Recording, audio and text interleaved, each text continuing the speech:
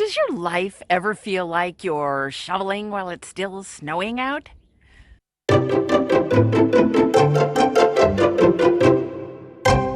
You never seem to have enough time, and your house looks like World War III, and oh yeah, your homeschool, it's always a day late and a dollar short. But stop! Stop right now!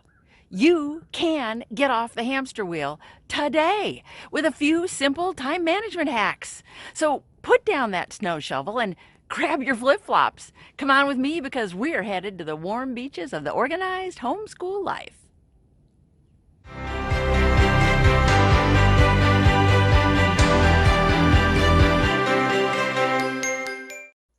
Hi, welcome to Homeschool University, where life meets learning. I'm Diana Applegate, and today I've got some practical time management tips to help you get a handle on your time, on your housework, and on your homeschool. So I learned most of this the hard way during those years in the Applegate homeschool where we either had a clean house or school firing away on all cylinders. We never seemed to have the in-between. But then I heard this quote from Phyllis Diller, and it totally changed the way I viewed getting things done, short of locking my kids in a closet. Anyway, she said, cleaning your house while your kids are growing up is like shoveling the walk before it stops snowing. Oh my gosh, is she right or what? I love this because it reminds me that getting anything done as a homeschool mom is pretty much nothing short of heroic. I mean, our kids never really leave. We never get that peaceful 10 a.m. cup of coffee where we plan out our day. Homeschool moms, oh my gosh, they start the ground running the minute their feet hit the ground in the morning. But with a few tweaks in our daily routine, guess what? We can get time working for us and not against us. So let's start with managing your time in general and, hey, making the best use of what you got. Ooh. So if you don't know what time blocking is, basically it's a way to divide your day into blocks of time for related activities. Alrighty, so we're going to start our time blocking demonstration here with some of our biggest time gobbling activities, and we're going to figure out how long those things take to get done, and then we're going to be running over here to the calendar and blocking them in. So in my example here, I'm going to start with I can get my cursor down there. I'm going to start with school, because yeah, that's a big task. Got to do that every day. And then I'm going to plug in chores. There's another one that takes a lot of time. And maybe our last one will be, as far as the big time gobblers, there's a black hole in our schedule that we always affectionately knew as swim team practice. So I'm going to plug that one in. All right, now we're going to go back and to figure out how long we want to take. 3 hours I think would be good for school. For chores, I'm going to say an hour and a half. Swimming, definitely 2 hours. All right, so now we know how long things are take. So now we're going to scoot over here to the calendar so we can actually put those things in. Now I've already taken the liberty of putting my time blocks in color in, but we'll go ahead and fill them in with the words that go with them. So 9 a.m. we have got school. All right, school's going to run all the way down here to this 11:30 block. I stop at the last allotted time slot, even though I know it backs up into noon, because if I put it into the noon slot, I feel like that means it goes from 12 to 12:30, but that's how my brain works, so you can do that whatever works for you. But so now we've got school plugged in here. All the yellow is school. Then we're going to put in chores down here from 1:30 until 3. We're going to put our chores in. Then we're going to come here to 3:30, and this is going to be swimming. 3:30 all the way down here. This I took all the way to 5:30 because I had to include driving time.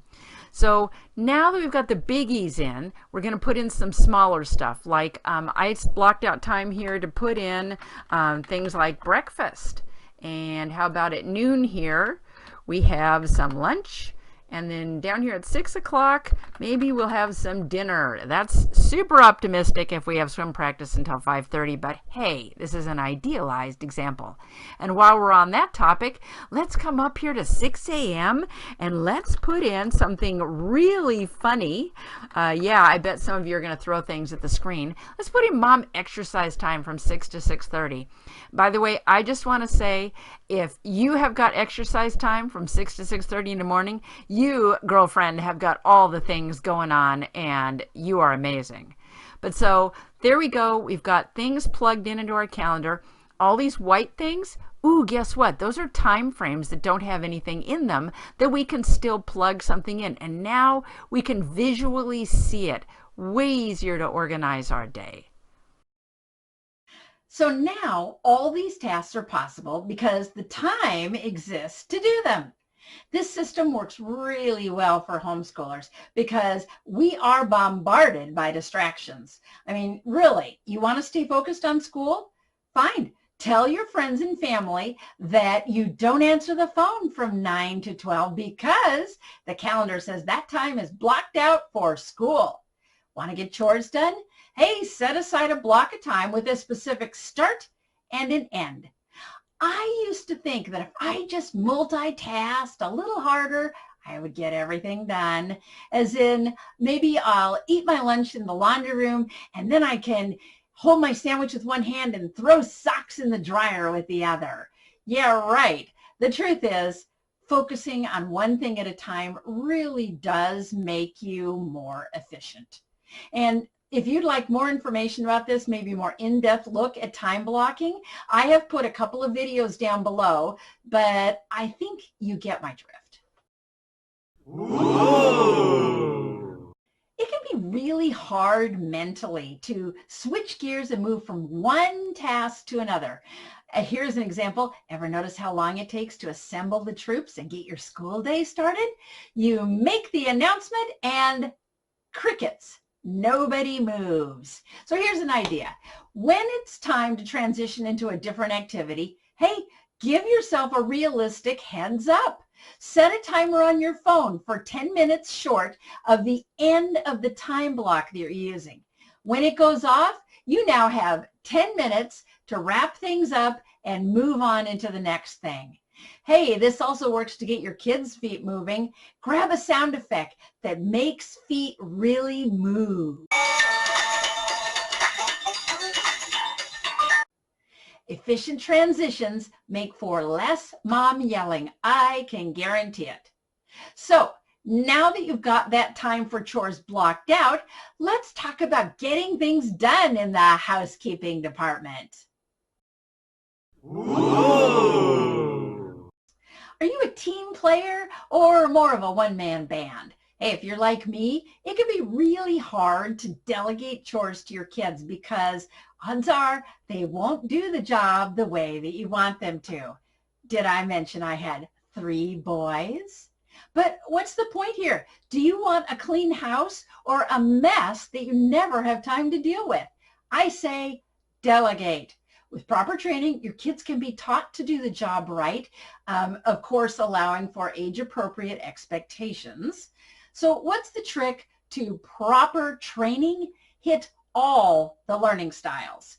So let's use vacuuming as our example. Visual. Get the vacuum cleaner out and demonstrate the job. Demonstrate how to do it. Then there's auditory. Talk through each and every step as you're doing it. Okay, and then there's a kinesthetic hands-on side. Have the child do the vacuuming while you're watching and make sure that he's doing the steps in the same order and in the same way that you did them. When you're confident that training has soaked into those little brains, seal the deal by writing it out, like on a 3x5 card or maybe on a sheet of paper that goes in a page protector. Write out all the steps from start to finish, from plugging it in to putting it away. Do not assume any step will be intuitive. Write it all down. Ooh. If you haven't discovered this fact already, I'm going to clue you in on one of life's great secrets. If you give a group of people a list of tasks to complete and you expect them to divvy up all those tasks without anyone complaining or sloughing off, you will be disappointed. Human nature dictates the necessity of assigning work. Here's a real life example. Suppose you round up your kids and say, let's all start cleaning up. You'll see your otherwise lively children turning into sloth zombies right before your eyes. They'll wander around listlessly poking at things, and an hour later you have exactly the same mess. Now, suppose you take this differently and you say, Steve, you pick up the Legos. Amy, you put all the shoes on the shoe rack in the hallway, and Tom, you can put the lunch dishes in the dishwasher. Hey, now everyone knows exactly what to do and marches off to do it. Added bonus to this, not only can you cure sloth zombie syndrome with it, you can totally end all the arguments, especially the ones that start with, why am I doing all the work by myself? Your children will learn the satisfaction of a job done, and you will get a cleaner house in no time flat. So now they're using your time more efficiently and your house is clean at some new level. Let's tackle keeping your homeschool on track. Ooh. A school day without a plan is basically the Titanic versus the iceberg. It's not a question of if the boat will sink, but when. Here's another way to look at your school. Your school is like a plane. It'll fly all around on autopilot, but it can't finish the trip because it can't land, and it will run out of fuel. If you run your homeschool without at least a daily plan, you are wasting time. You need a plan. You need to know exactly what you expect your kids to do on any given day. Now, you can rely on a schedule that tells mom what to do, but it's way more effective to give each child a schedule of his own. That way, instead of that old wasting time because the child is done, but they don't know what to do next, and of course you're busy at that moment with another child, your kids can magically move on all by their lonesome. So here are some examples of some child-friendly schedules. This one over here would be for the older kids. Subject, the resource, book, video, whatever it is they're doing, what to do in that resource, and then the all-important checkoff box. Over here, we actually have a picture schedule. This would be for a child who's not reading or maybe not reading well yet. Just gives them some visual clues as to what they're supposed to be doing. They'll already have those things at hand, and then they can put a nice big colorful checkoff box right over here so that everybody knows what they're doing and your homeschool can operate like a well-oiled machine. Your kids will thank you because now they'll know exactly what to do instead of always sitting around waiting for someone to tell them what to do. Just think of the responsibility and the ownership that that's going to build into your kids, not just your school time. Ooh. This last tip is pretty simple. If you want to keep your fun little marshmallow roasting fire from turning into a ginormous out-of-control bonfire, stop adding wood. So the homeschool version of this advice would be this. Hey, if you want your school to be organized, stop adding to the daily mess. Now, if your kids are like mine, some are like the Speedy Rabbit. They get their work done in record time, whereas others are more on the tortoise line. They can pretty much take all the time that you can give them. So these staggered finish times can result in a mess of daily papers and books because, hey, the speedsters are vamoosing the school area as soon as they're done, and in their logical little minds, school is still going on, so why would you clean up? The next day, the piles are added to, and so on until sloppy becomes the word of the day. And very little is getting done because, let's face it, messy is counterproductive like on steroids. Do not let the mess monster get the upper hand. Every day, every kid has to pass mom inspection. before they are actually done. I like to call this the daily tidy, and I think that it's a surefire way to get school running on all its cylinders, because an organized workspace is a productive workspace. Hey, a whole lot more gets done when things are ship shape. So let's review what we learned today. Want to manage your time? Time blocking and the heads-up timer. How about get those chores done? Share the load and delegate and assign jobs. Last but not least, how do you keep your homeschool groove going on? Check off schedules and the daily tidy. And that's it for this episode of Homeschool University. Join me every Wednesday for more practical tips, purposeful advice, and positive encouragement. Remember, you can do this because you are amazing. Thanks for watching. If you enjoyed this video, please give it a thumbs up and click on the subscribe button and then turn on the notification bell so you don't miss a single new video.